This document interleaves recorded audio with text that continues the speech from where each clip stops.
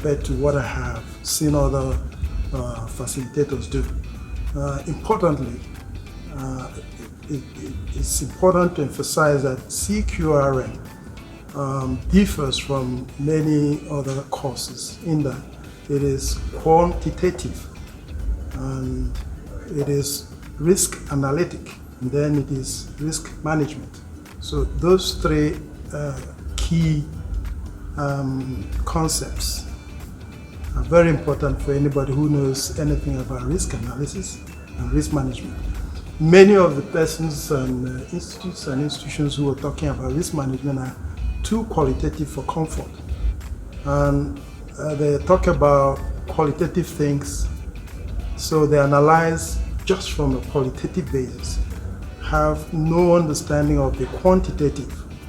And many of them with their qualitative basis will stop at risk analysis without doing risk management, which is where CQRM is also better.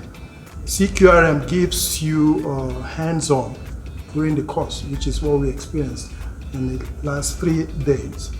You're able to use a suite of softwares, do all kinds of things from forecasting, optimization, simulation, real options analysis, and management. So it is complete. It's a complete package. I will recommend it for all guys who are interested in risk analysis and risk management. Importantly, what we take out of this course is that you have a certificate, which is important.